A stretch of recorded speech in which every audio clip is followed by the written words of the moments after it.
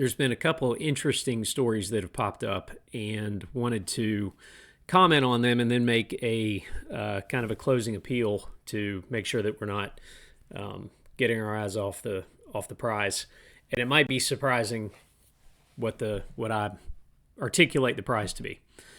So first, I want to frame everything with a review of what the scriptures say about seasons in life, not only seasons in life, but eras of time, and just frame all of this in a biblical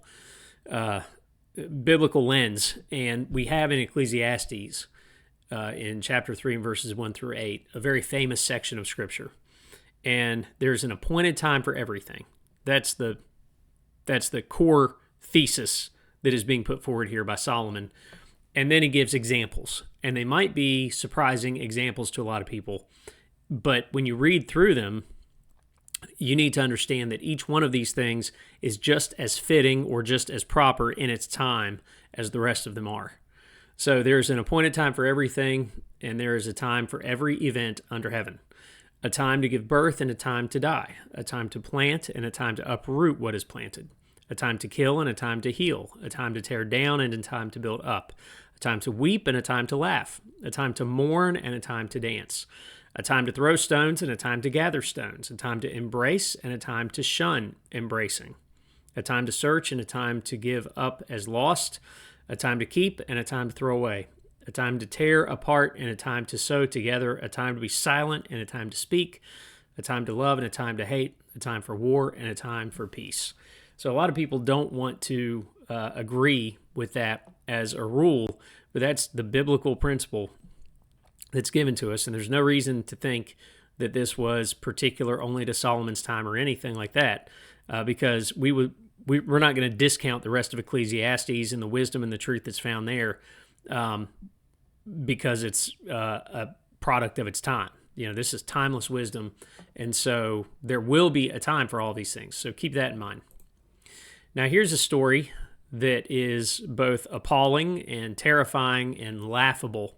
Human reproduction is becoming human manufacture. And let's see. The researchers recently announced that they have genetically manipulated human skin cells to become eggs, including those of men. The idea being to eventually enable both members of a same-sex couple to have a genetic connection with their child.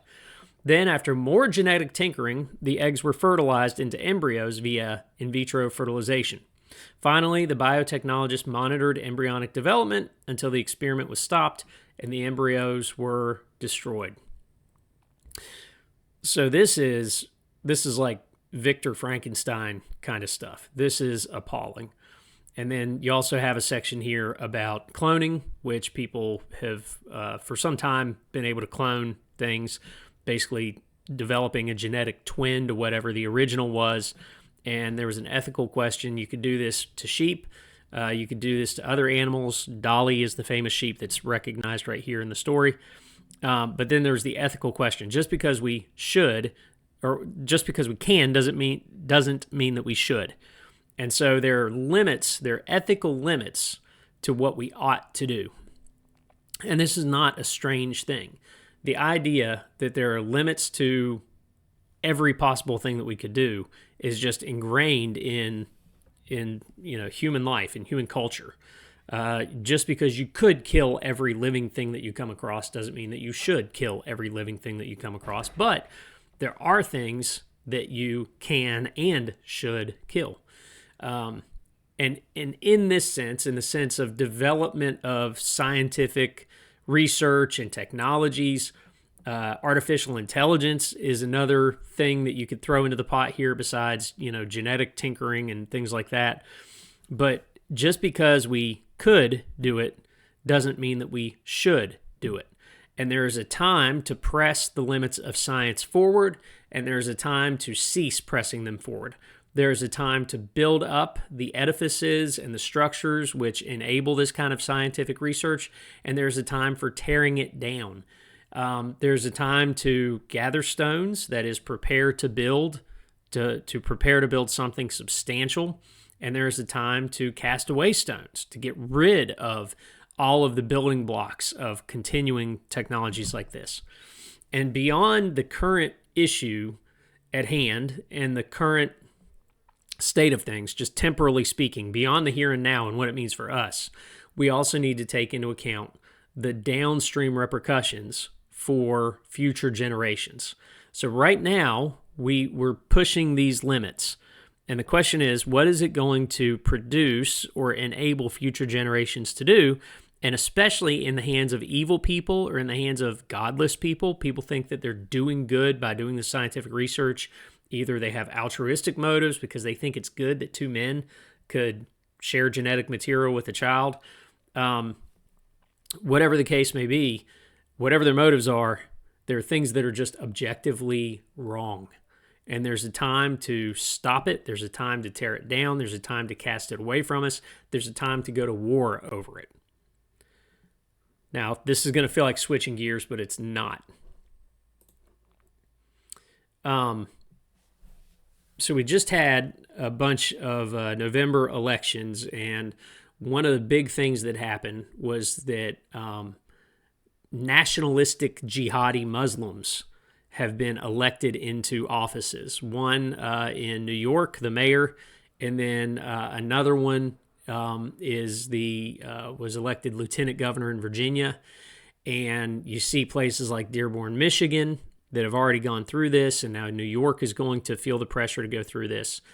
But we have a war being waged. It is a religious war. It's one that's been going on for more than a millennia, and it is against Islam.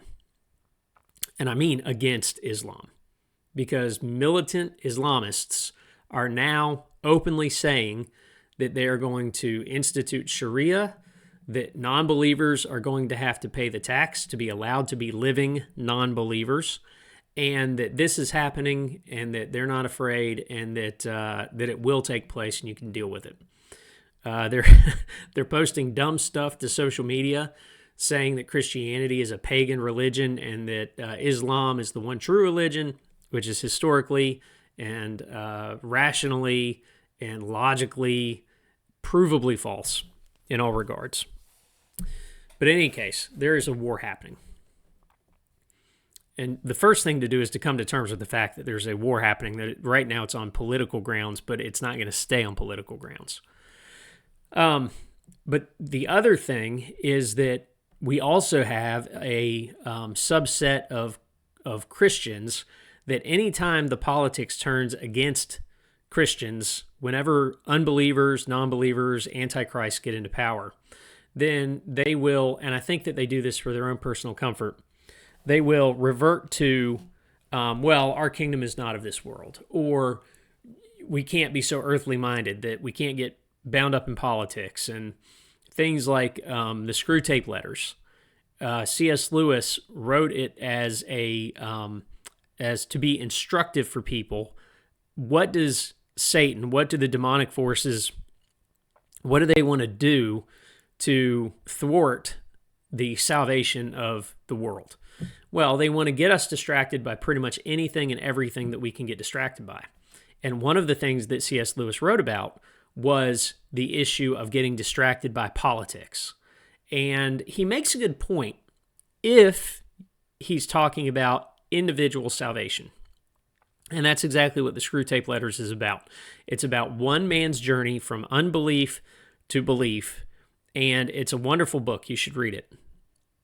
But it's not about government. It's not about corporate life. It's not about Christianity as a earthly kingdom.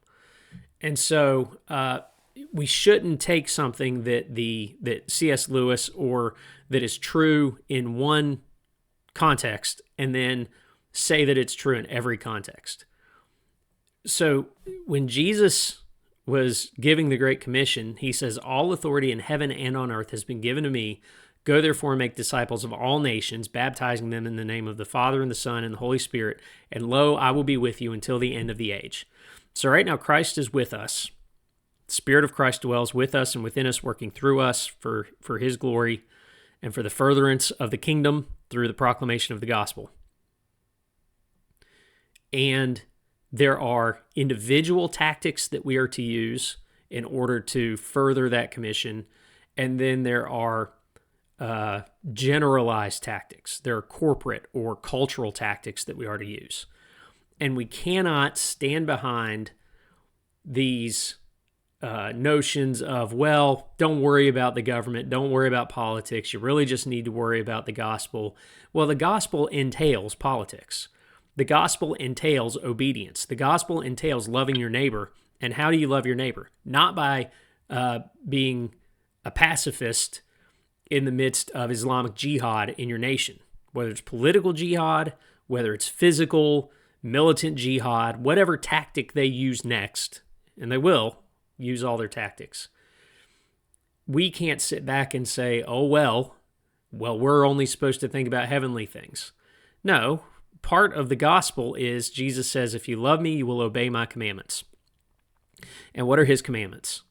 Well, his commandments are to do what is just and righteous, even at the cost of your own life for the sake of others. So it doesn't seem to me like on a corporate level, Christians can afford to lay down our arms, throw up our hands, and say, well, we're not about things of this world.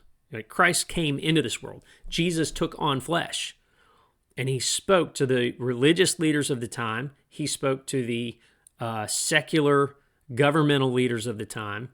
John the Baptist, who was not, Jesus didn't contradict him or say he wasn't on mission for doing this. John the Baptist called out wickedness within the government in his time. That's what got him arrested. That is what ended up ultimately getting him beheaded, was he meddled in the ethics of the politics of the day. And when he was in prison, he sent messengers to Jesus to ask for encouragement. And Jesus didn't say, you were too earthly minded, that's why you ended up where you were. You should have been more heavenly focused. He said, go and reassure John that what he has done is not in vain. So, that being said, we have this article here, and it is a Substack, which I saw from Twitter. It recommended here. It is by Alan Schmidt, very recent. And in the grand scheme of things here, what he's saying is that right now, the evangelical old guard voices are going to have trouble handling the politically minded young people, specifically young men in their congregation. And he says that pastors have gotten acclimated and have been trained to deal with the BLM types and to deal with the trannies and that sort of thing, and to have a pseudo-biblical response to say, well, you know, if a practicing homosexual, a proud homosexual comes into the congregation and starts to cause a ruckus, the pastor knows to say, hey, we hate your sin, but we love you. You're welcome to come in and worship. And your sexuality is between you and God. And there's, we have counselors that can help you with that. If you want help, whatever. Or the BLM thing that, mistakes were made. And but we do realize that racial reconciliation is a prerequisite of the gospel and things like that. So they have pat answers to the liberal, the leftist sorts of issues that might come into the church. But now that there are right-leaning, conservatively minded, ethnically aware, and I don't mean that these people are white supremacists, but the idea that when you bring cultures together that are mutually contradictory cultures, that you're going to have issues.